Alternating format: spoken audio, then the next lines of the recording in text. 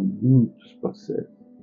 Para vocês terem uma ideia, quando nós chegamos aqui em março de 89, nós recebíamos quase todos os dias, 3, 4 vezes por semana, caminhões e caminhões cheios de autos, né?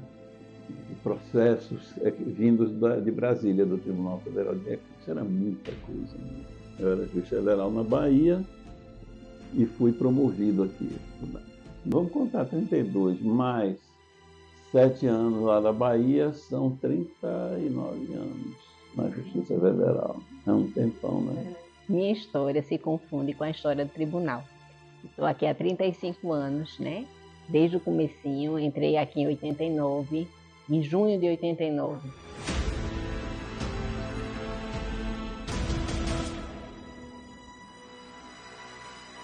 Aqui nós éramos apenas 10 juízes do tribunal. Instalações, no início, precaríssimas, porque era o Palácio Frei Caneca, que era a sede da vice-governadoria. O governador, ele despachava, o vice-governador ele despachava lá e cedeu o Palácio Frei Caneca. E caso Wilson, então, procurou nos verificar as dificuldades, inclusive a dificuldade de instalação da Justiça Federal.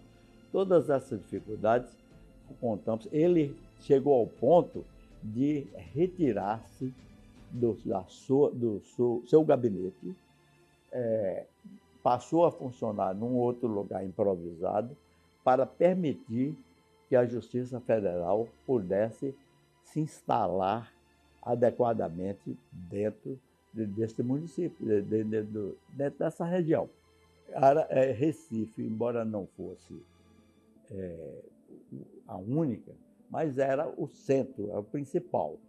E Caso Wilson procurou facilitar de todos os modos a nossa instalação.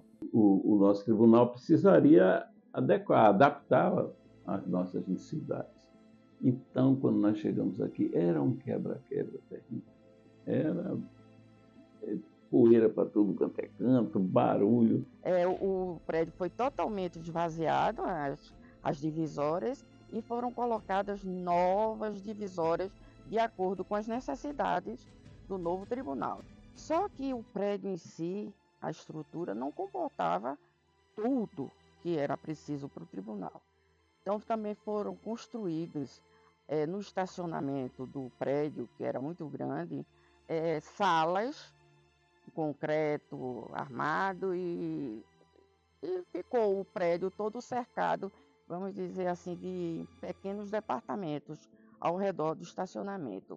A gente, quando começou, a sala que colocaram para a gente, um quadradinho que cabiam 2 pessoas de um lado, 2 do outro, sendo que as 2 birôs do lado era o pleno e os outros 2 birôs a segunda turma. Estantes era o chão. Não tinha estante, só tinha birô, cadeira. E máquina de escrever, né? Computador, é isso, ninguém sabia. Então foi naquela, começar a realmente fazer. Às vezes eu enterrava realmente, porque eu não sabia. Teve uma vez mesmo publicação, máquina de datilografia. E um papelzinho pronto da imprensa oficial, preparar ali dentro daquele formulário. Quantas vezes eu mandei, em vez de mandado de segurança, eu mandato de segurança. Aí tem aquelas coisas que a gente não estava acostumado. Recebemos esse volume, fomos recebendo esse volume de processo do Tribunal Federal de Recursos, passando a receber os processos novos. Aqui eu estou vendo, né, que nós temos um globo onde nós fazíamos a distribuição. Os processos que chegavam novos, também aqueles que vinham de Brasília. Todos eram distribuídos usando-se esse recurso, né? E apertava aqui, aí saía para ver qual era o juiz a quem cabia a distribuição. Nós, então, começamos o nosso trabalho de um modo muito precário, utilizando aquela mesa imensa. Começamos a trabalhar, né, naquela montanha de processos. E fomos organizando o tribunal. Muito trabalho, muita poeira. E eu me lembro que já no terceiro ano, acho que era doutor Hugo o presidente, no início da administração de doutor Hugo, 91, chegou um advogado, apareceu e, fazendo aqui um parênteses, tinha acabado de ser editada a lei de acessibilidade, né? Porque a Constituição previa direitos iguais, mas a lei de acessibilidade surgiu depois. E um advogado, em causa própria, entrou com mandado de segurança. Não me recordo se era contra a Previdência ou se ele era servidor da universidade, não me recordo.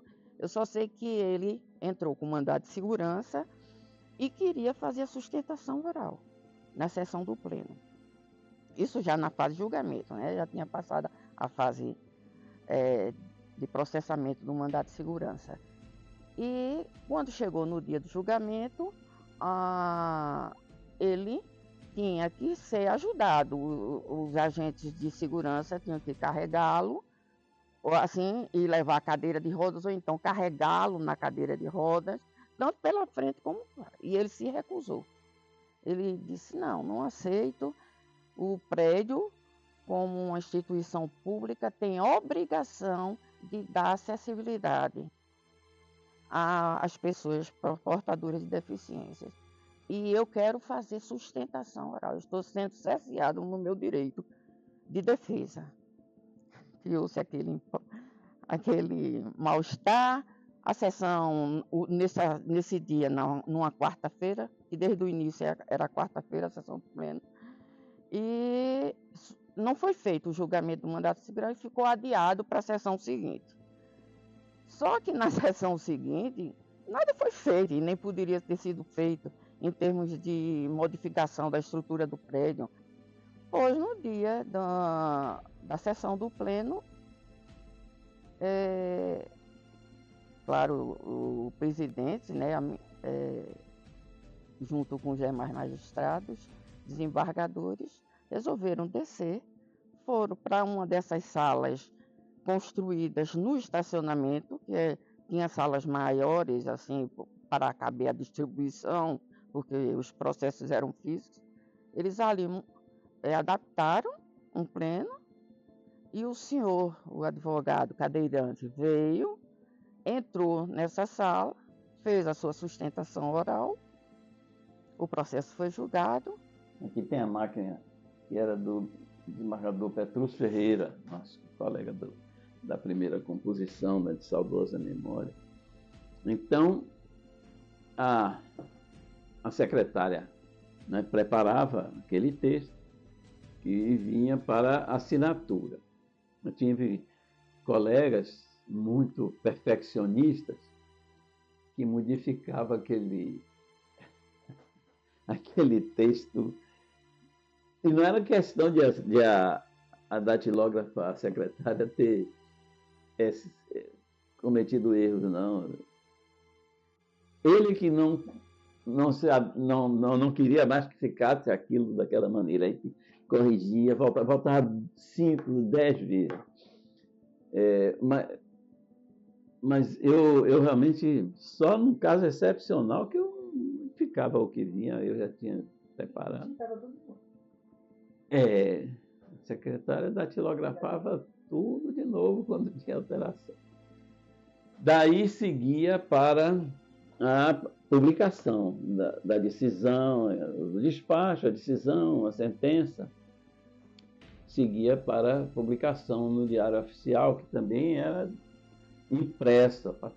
Depois nós passamos a trabalhar na máquina, vieram inclusive as máquinas elétricas, que a gente podia fazer correções na própria máquina, já adiantou mais, tornou mais rápido. Mas depois veio o computador.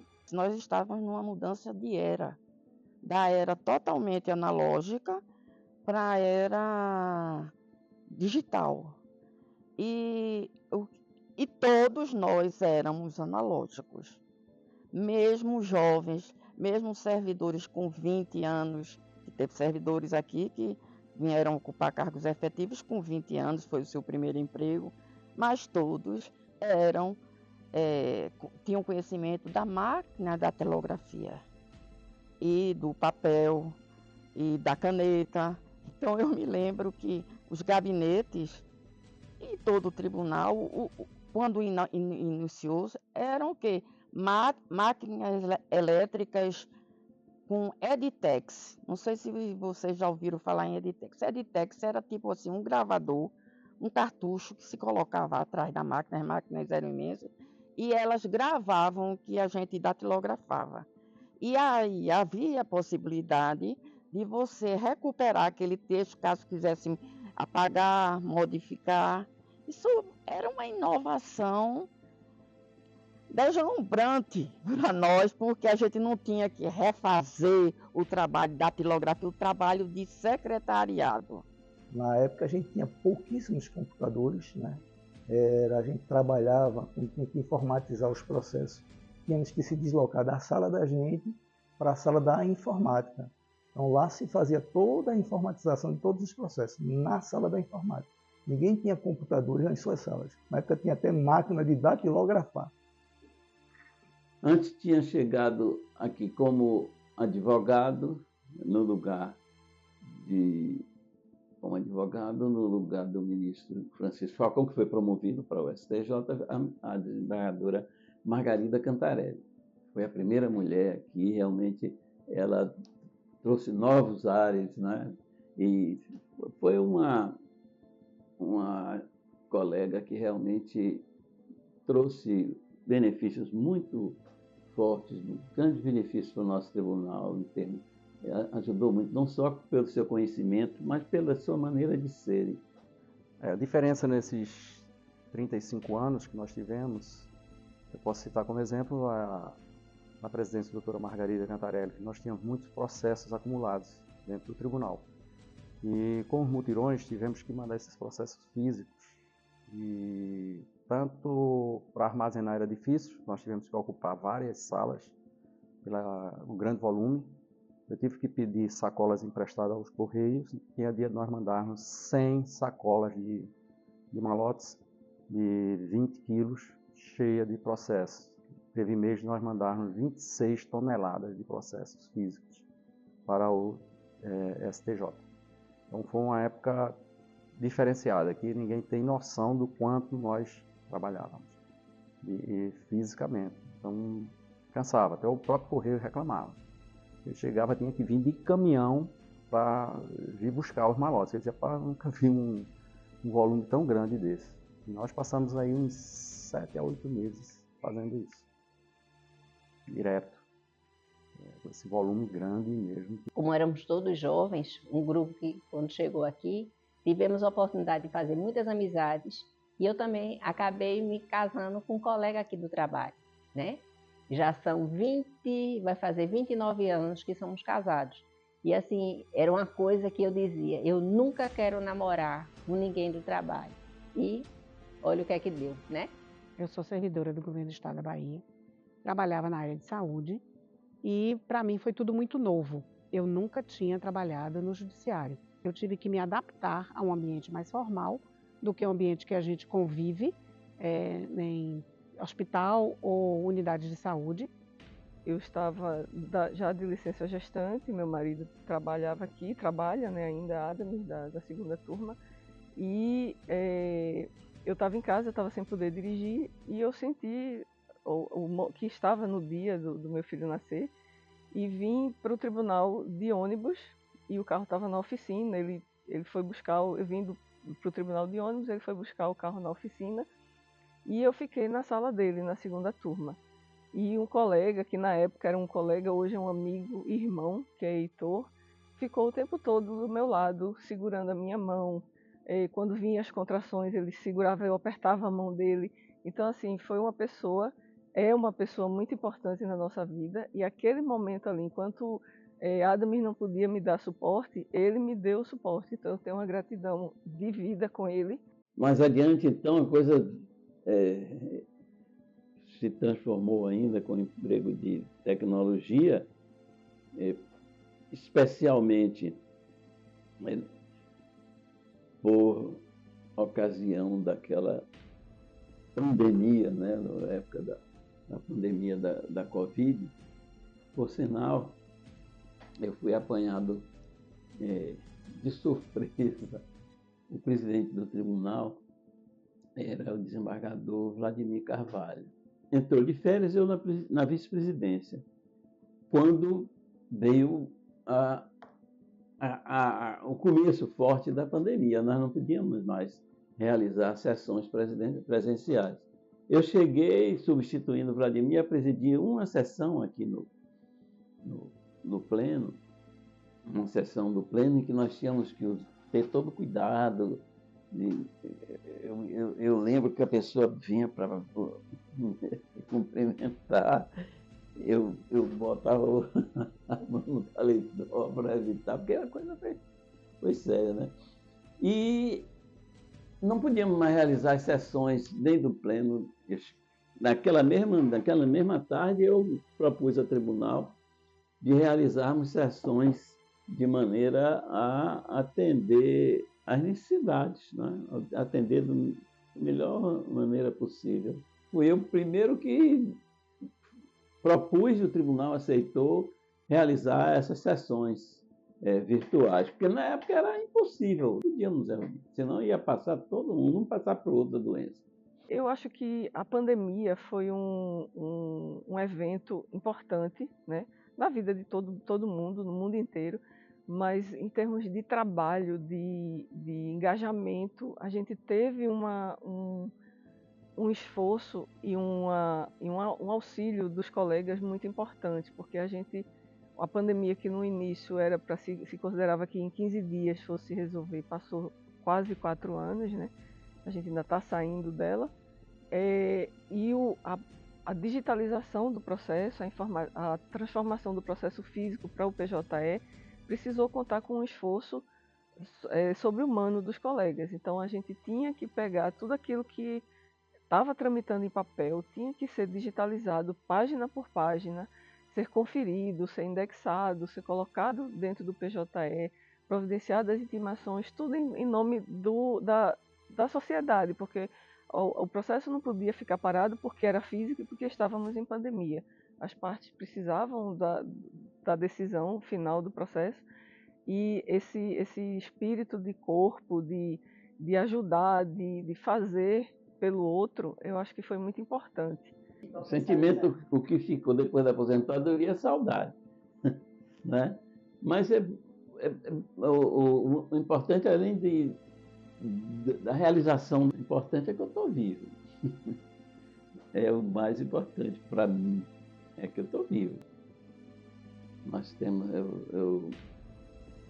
temos aqui dos 10 colegas que nós começamos o tribunal, 5 já se foram.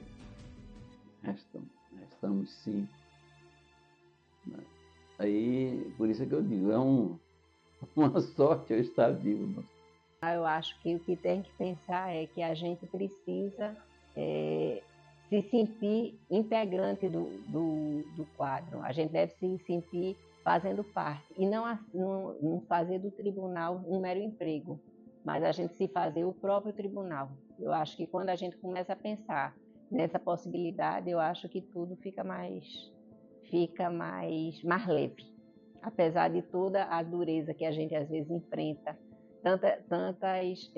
tantas pressões, né? As pressões não só aqui do próprio tribunal, mas as pressões que a gente sofre em relação ao cumprimento de metas por conta dos outros órgãos das cobranças, mas aí a gente consegue driblar a partir do momento que a gente se considera parte integrante disso. Eu tenho uma relação quase familiar, né, com os colegas, principalmente agora que a gente está com um grupo de servidores mais novos. né? Então, assim, a gente tem muita a questão do maternidade, né? De cuidar como se mãe fosse, né? Eu, depois de 35 anos, eu tenho colegas que têm de idade menos do que eu tenho de serviço, né? Então, é meio que como se fossem filhos da gente, né? A gente tem uma relação de profissionalismo, é lógico, porque os colegas que estão chegando, e tanto os que estão chegando quanto os antigos, são muito bem preparados, né? E os antigos a gente já tem uma relação de amizade de muitos anos, e os novos têm essa questão da maternidade. Eu acho que eu sou um pouco mãe dos meus colegas de trabalho. Eu trabalho com tanto gosto, com tanta vontade, que o tempo passa tão rápido que eu nem percebo. Quando eu vejo, já está dando o horário da gente sair. Eu nem lembro mais como era ser servidora do governo da Bahia. O tribunal, ele faz parte da minha vida, né? Eu vivi todos os momentos bons, todas as conquistas que eu tive foram dentro do tribunal ou através do tribunal.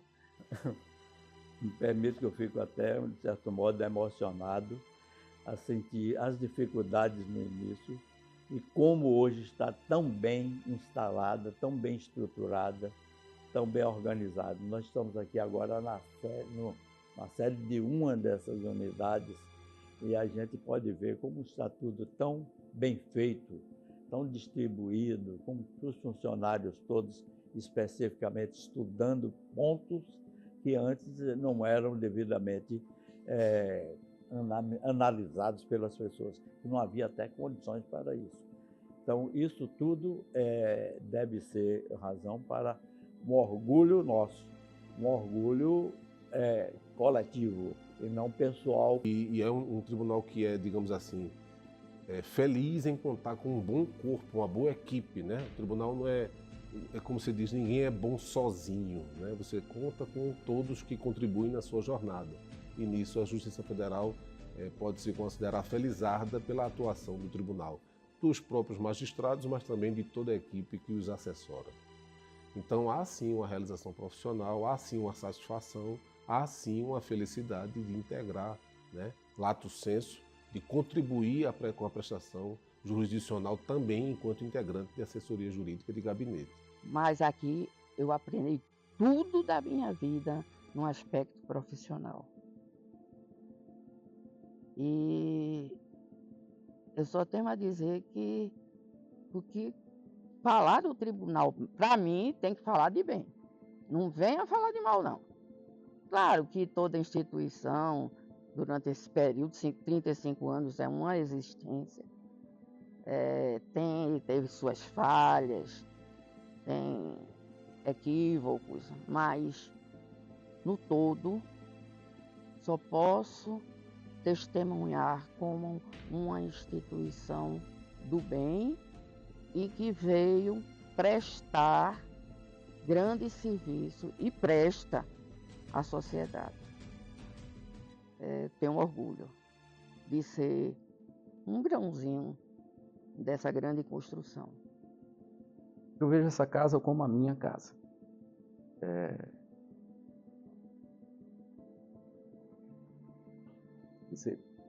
Desculpa. A gente se emociona porque são 40 anos de Justiça Federal, vou completar. 35 aqui.